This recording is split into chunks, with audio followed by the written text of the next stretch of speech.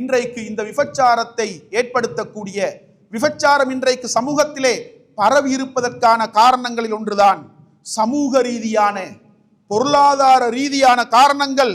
அன்புள்ள சகோதரர்களே, இன்றைக்கு திருமணம் முடிப்பதற்கு வசதி இல்லாத ஒரு யுவதி விபச்சாரத்திற்கு தள்ளப்படுகின்ற ஒரு சூழலை இன்றைக்கு நாங்கள் பார்க்கலாம். ஏனென்றால் அந்த அளவுக்கு திருமணம் என்ற சிம்பிளான சமூக நடைமுறையை ஒரு பயங்கரமான மிக பெருத்த செலவோடு அரங்கேற்றப்படுகின்ற ஒரு காரியமாக சமூகத்திற்கு அடையாளப்படுத்தி வைத்திருக்கின்றார்கள். எத்தனையோ சாப்பாடுகள், திருமணத்திற்கு முன்னால் எத்தனையோ சாப்பாடுகள், திருமணத்திற்கு பின்னால் எத்தனையோ சாப்பாடுகள். அந்த திருமணத்தை நடாத்தி முடித்துவிட்டு அந்த பெண்ணுடைய தந்தை தெருவுக்கு இறங்கக்கூடிய நிலை, கடனை அடைக்க முடியாமல் ஓடி ஒளியக்கூடிய நிலை இன்றைக்கு சமூகத்தில் இருக்கின்றது. அன்புள்ள சகோதரர்களே, திருமணம் என்பது மிக எளிமையானது ஒரு நடைமுறையாக இருக்க வேண்டும். அல்லாஹ்வுடைய தூதரின் காலத்தில் சஹாபாக்கள் மஹர் கொடுப்பதற்கு வசதி இல்லாதவர்கள் கூட திருமணம் செய்தார்கள். தங்க மோதிரத்தையாவது நீங்கள் மஹர் கொடுத்து திருமணம் செய்து கொள்ளுங்கள் என்று அல்லாஹ்வுடைய தூதர் வழிகாட்டினார்கள். ஒன்றுமே இல்லையா, உங்களுக்கு பாடமுள்ள குர்ஆன் வசனங்களை நீங்கள் மனைவிக்கு மஹராக கற்றுக் கொடுத்து திருமணம் செய்து கொள்ளுங்கள் என்று அல்லாஹ்வுடைய தூதர் வழிகாட்டினார்கள். எனவே திருமணம் என்பது மிக எளிமையாக நடைபெற வேண்டும். அல்லாஹ்வுடைய தூதர் சொன்னார்கள், இன்ன அஅதமன் நிகாஹி பரக்கத்தன் ஐஸருஹு மஊனா. பரக்கத்து கூடிய திருமணம் செலவு குறைந்த திருமணமாகும். எளிமையான முறையிலே அந்த திருமணம் அரங்கேற வேண்டும் என்று இஸ்லாம் எங்களுக்கு வழிகாட்டுகின்றது. எனவே திருமணத்தை இன்றைக்கு மிக பெருத்த செலவோடு அரங்கேற்றப்படுகின்ற ஒரு சமூக நடைமுறையாக அறிமுகப்படுத்தி இருக்கின்ற காரணத்தினால் திருமணம் செய்வதற்கு வசதி இல்லாதவர்கள் ஆசையை தீர்த்து கொள்வதற்கு விபச்சாரத்தை நாடக்கூடிய நடைமுறை இலங்கை நாட்டிலும் மிக தாராளமாக காணப்படுவதை நாங்கள் பார்க்கலாம். அதே போன்று குடும்ப ரீதியான கண்காணிப்பு நிச்சயமாக இருக்க வேண்டும். பெற்றோருடைய கண்காணிப்பு நிச்சயமாக பிள்ளைக்கு தெரியாமல் இருக்க வேண்டும். பிள்ளையுடைய நகர்வுகள் என்ன, பிள்ளையுடைய அசைவுகள் என்ன, எங்கு செல்கின்றார்கள், யாரோடு உறவாடுகின்றார்கள், தொலைபேசியில் யாருடைய நண்பர்களை வைத்திருக்கின்றார்கள், யாரோடு செட் பண்ணுகின்றார்கள் என்பதை பிள்ளைக்கு தெரியாமல் பெற்றோர்கள் அவதானிக்க வேண்டும், கண்காணிக்க வேண்டும். பெற்றோருடைய கண்காணிப்பு எனக்கு இல்லை என்று பிள்ளைக்கு தெரிய வருமாக இருந்தால் அந்த பிள்ளை திசை மாறி பயணிப்பதற்கான சூழல் அங்கே ஏற்படுகின்றது என்பதை நாங்கள் எச்சரிக்கையோடு புரிந்து கொள்ள வேண்டும். எனவே குடும்ப ரீதியான கண்காணிப்பு, குடும்ப ரீதியான வழிகாட்டல் பிள்ளைக்கு கொடுக்கப்பட வேண்டும். பிள்ளையை பள்ளிவாசலோடு நெருக்கமான பிள்ளைகளாக நாம் உருவாக்க வேண்டும். நல்லவர்களோடு தொடர்புள்ள பிள்ளைகளாக பிள்ளைகளை நாம் உருவாக்க வேண்டும். அதே போன்று அந்த பிள்ளைகளுக்கு நல்ல விடயங்களை சொல்லிக் கொடுக்க வேண்டும், மார்க்க விடயங்களை சொல்லிக் கொடுக்க வேண்டும். எனவே பெற்றோருடைய அந்த கண்காணிப்பு பிள்ளைகளுக்கு இருக்குமாக இருந்தால் அது அந்த பிள்ளைகளுக்கான மிகப்பெரிய கடிவாளமாக இருக்கும்.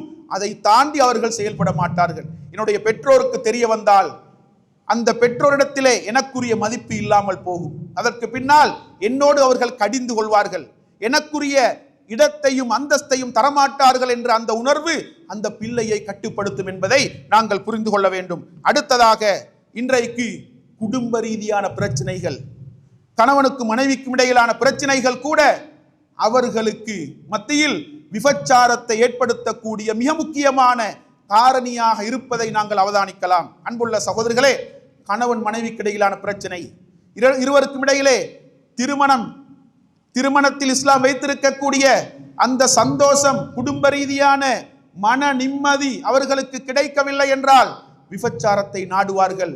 யாரிடத்தில் அன்பு கிடைக்குமோ, யாரிடத்தில் பாசம் கிடைக்குமோ அவர்களை நாடி சென்று விபச்சாரத்திற்கு செல்லக்கூடிய நிலை கணவன் மனைவிக்கு இடையிலே இருப்பதை நாங்கள் பார்க்கலாம். அன்புள்ள சகோதரர்களே, இன்றைக்கு நாங்கள் பார்க்கலாம் எத்தனையோ கணவன் மனைவிமார்கள், அதாவது மார்க்கத்தை மையப்படுத்தாமல் தனக்குரிய வாழ்க்கை துணையை தேர்ந்தெடுத்த காரணத்தினால் அவர்களுடைய வாழ்க்கை அப்படியே கசந்து மன நிம்மதி அவர்களுக்கு திருமண வாழ்க்கையில் இல்லாமல் மற்றவர்களை ஹராமான ஆண்களையும் பெண்களையும் நாடி செல்லக்கூடிய நிலை பல குடும்பங்களுக்கு மத்தியில் இன்றைக்கு இருப்பதை நாங்கள் பார்க்கலாம். அன்புள்ள சகோதரர்களே, எப்பொழுதும் நம் வாழ்க்கை துணையை கரம் பிடிக்கின்ற பொழுது மார்க்கத்தை மையப்படுத்தி நாம் வாழ்க்கை துணையை தேர்ந்தெடுக்க வேண்டும் என்று இஸ்லாம் எங்களுக்கு வழிகாட்டுகின்றது.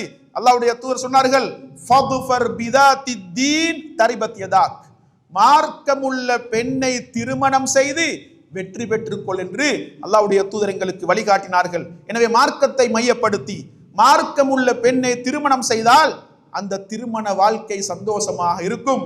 திருமண வாழ்க்கையின் பின்னணியில் இஸ்லாம் வைத்திருக்கக்கூடிய சக்கீனத்தை, மன நிம்மதியை, சந்தோஷத்தை கணவனும் மனைவியும் பெற்றுக்கொள்வார்கள் என்பதை நாங்கள் புரிந்து கொள்ள வேண்டும். அதே போன்று இன்றைக்கு விபச்சாரத்தை சமூகத்தில் ஏற்படுத்தக்கூடிய காரணிகளில் ஒன்றுதான் இன்றைக்கு ஊடக பாவனை. அதாவது ஊடக பாவனை என்பது ஊடக பயங்கரவாதம் என்று சொல்லக்கூடிய அளவுக்கு சமூகத்தை பிழையாக வழிநடாத்தி கொண்டிருக்கக்கூடிய சூழலில் நானும் நீங்கள் வாழ்ந்து கொண்டிருக்கின்றோம். வாலிபர்களுக்கு மத்தியில் பிழையான ஊடக பாவனை, சோசியல் மீடியாவை பிழையாக பயன்படுத்துகின்றார்கள், ஃபேஸ்புக்கை பிழையாக பயன்படுத்துகின்றார்கள், இன்ஸ்டாகிராமை பிழையாக பயன்படுத்துகின்றார்கள், டிக்டாக்கை பிழையாக பயன்படுத்துகின்றார்கள், ஃபேஸ்புக், வாட்ஸ்அப் போன்ற அனைத்து சோசியல் மீடியாக்களையும் பிழையாக பயன்படுத்தி இன்றைக்கு அதாவது விபச்சாரத்தின் பால் தூண்டப்படுகின்ற வாலிபர்களாகவும் யுவதிகளாகவும் எமது இளம் தலைமுறையினரை சமுதாயத்தில் நாங்கள் பார்க்கலாம். அன்புள்ள சகோதரர்களே, எனவே ஊடக பாவனையை நாங்கள் இஸ்லாமியமயப்படுத்த வேண்டும், நாங்கள் கட்டுப்படுத்த வேண்டும், இல்லாமல் ஆக்க முடியாது. இன்றைக்கு சோசியல் மீடியாவிலிருந்து 100% யாராலும் விலகி வாழ முடியாது. ஏதோ ஒரு வகையில் அந்த ஊடகத்தோடு தொடர்புள்ளவர்களாகத்தான் எல்லோரும் இன்றைக்கு வாழ்ந்து கொண்டிருக்கின்றார்கள். என்றாலும் நாம் கட்டுப்படுத்த வேண்டும், இஸ்லாமியமயப்படுத்த வேண்டும்.